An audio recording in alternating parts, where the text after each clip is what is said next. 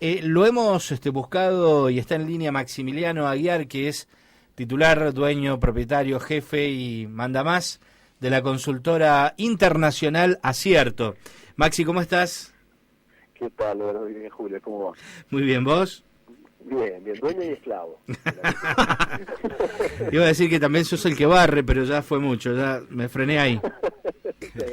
Maxi, seguramente estás al tanto de este tema, y nos debatíamos hace un rato y por eso te llamamos respecto de si esto... A ver, hay quienes dicen que en política nada es totalmente definitivo, pero con este condimento a Scioli, por lo menos la de este año, te diría que la candidatura debería ir bajándola, ¿o no? ¿Qué lectura haces vos? A ver, se le complica bastante, ¿no? Una serie de lecturas, no habiendo estado adentro de la cocina de eso que sucedió, sino habiendo escuchado únicamente, al igual que calculo que todos ustedes, lo que ha sucedido alrededor. Hay como varias etapas en lo que yo he ido pensando respecto a lo de Scioli, ¿no? El Scioli en realidad en principio fue hasta un producto de las revistas del corazón, de las revistas de chisme y todo esto, cuando surge como motonauta exitoso. Digo, cuando uno repasa la historia de Scioli, uno nota que las revistas tipo Hola, Cara, Gente, etcétera, eran siempre uno de los propios, ¿no? Porque formó parte de ellas aún antes de ser político, ¿no? Mucho antes de ser político. En esta etapa de capa caída después de la derrota con Mauricio Macri, el hecho de tener alguna aparición pública en los medios de comunicación es un tema interesante que lo ponía en agenda. ¿Bien?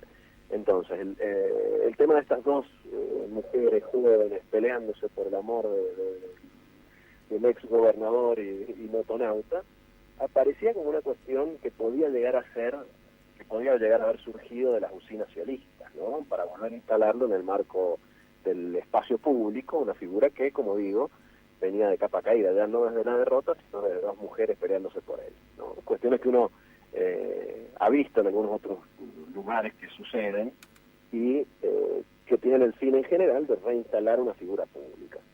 Claro que cuando entra a jugar el tema del embarazo primero y del supuesto pedido de aborto después, la cosa toma otro cariz, ¿no? Claro. y otro color. Entonces, en esos elementos, ¿por qué? A ver, estar en el centro de la escena es, en general, en términos generales, es interesante. Hay un viejo dicho que dice, bien o mal, pero que hablen, ¿no? Entonces, claro. Pero esto tiene algunos límites. Ninguna de estas cuestiones es absoluta. Y lo cierto es que si lo que se dice de uno, digo, de una figura pública, va en contra de algunos preceptos éticos básicos de un porcentaje elevado de la población, ya el cariz empieza a ser otro. Entonces, el ocupar el centro del espacio público puede terminar afectando fuertemente a esa figura pública.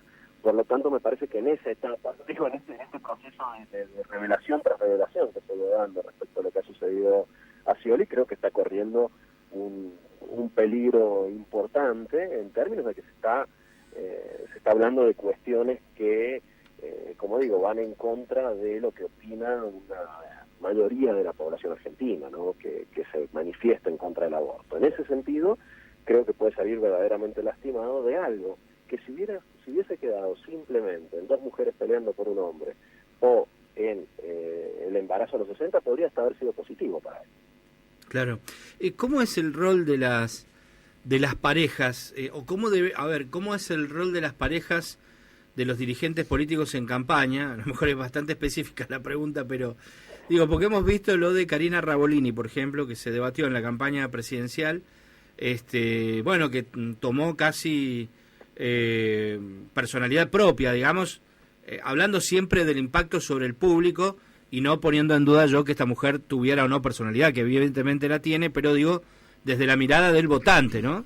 Durante la campaña presidencial. En cambio, lo de Juliana Aguada, bueno, fue un poco más menos notorio que lo de Rabolini y da la sensación que terminó jugando mejor su rol en función de la campaña, insisto, siempre hablando desde ese punto de vista, lo de Juliana Aguada. ¿Cuál es la fórmula, Maxi, para tener éxito en esa parte, digamos? A ver, como en varias cuestiones de comunicación política, la fórmula es que no hay una fórmula única. Y cada figura tiene características particulares. Lo que sucedió con Karina Rabolini, que yo creo que jugó a favor su momento, hasta el día del debate, donde cometen del debate con Macri, ¿no es cierto?, donde cometen un error, no sé si ustedes recuerdan el beso entre Aguada y Macri versus la mirada de Karina Rabolini, sobre todo Gabriel Scioli, como mirando sin entender cómo esa pareja podía besarse con tanto cariño. Ninguna de las dos, o sea, obviamente esto no fue casual, pero sí mostró algunas cuestiones que con el paso del tiempo se revelaron ciertas respecto de la relación entre Rabolini y Scioli. En tanto, Aguada ocupó no un lugar de militante como fue el de Karina Rabolini, sino simplemente de acompañante, ¿no? Un rol más, si se quiere, decorativo, digamos, estaba al lado de la figura, pero no era quien hacía declaraciones, etcétera. Tenía que ver con la figura de Aguada, con las características propias de Aguada, y, digamos, el mayor aporte que hizo a la campaña fue en ese momento del debate, ¿no? Donde verdaderamente tuvo una actuación que transmitió toda una serie de atributos del candidato, que eso es lo importante, o lo interesante de estos hechos, ¿no? Muestra en el candidato en ese momento humanidad, etcétera. En dos casos específicos, uno que no tuvo la suerte de estar y el otro que sí. El caso, por ejemplo, de Macron, la mujer de Macron, ha tenido un papel fundamental durante la campaña. Y no tiene que ver específicamente con su militancia, sino con las características de esa historia de amor que los une y que los transforma en, transmite de Macron particularmente una serie de características personales que fueron muy bien transmitidas. Y la otra historia, digamos, más corta, es la historia de la campaña de Perú, en la cual sí tuvo el gusto de participar, y la esposa del actual presidente, en ese momento candidato, es de nacionalidad norteamericana y habla el español con tonada, habla bastante poco español y lo habla por supuesto, con tonada extranjera. En ese caso, por ejemplo, el rol de la esposa fue prácticamente nulo. Intentó simplemente trabajar en términos fotográficos, porque lo cierto es que los atributos que podía transmitir en ese momento no eran útiles para esa candidatura. Con lo cual, en esto, cada caso es diferente, pero sí marca, creo que todos ellos marcan una cuestión que sí es muy interesante, que tiene que ver con la política de fin del siglo XX, principio del siglo XXI, es que la vida privada de los candidatos comienza a jugar un factor cada vez más importante, y que tiene que ver básicamente con aquellos atributos que se transmiten a partir de con quién se está y cuál es la historia que lo lleva a tener o no tener una determinada pareja.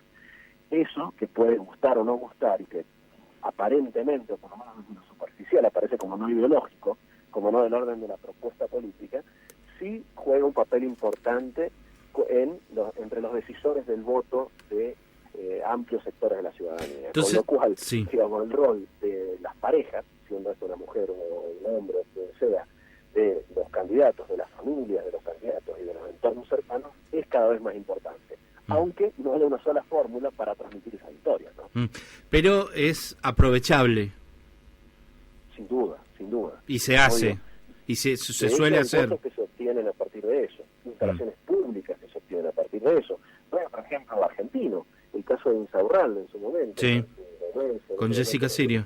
Fue clave para su instalación pública, ¿no? Él era una figura medianamente conocida y terminó incrementando sus niveles de conocimiento y imagen positiva de manera exponencial a partir no de la política, no de las propuestas políticas, no de la gestión que la tenía, sino de algún elemento de carácter no político. Puede ser un romance que trasciende, que trasciende a la esfera pública y que lo termina poniendo dentro de los medios de comunicación y de los debates en redes sociales, etcétera. Fue clave en ese caso. Está bien. Bueno, Maxi, muchas gracias, muchas gracias por tu tiempo. Muy amable como siempre. Cuídate, hasta luego. Ahí está Maximiliano Aguiar.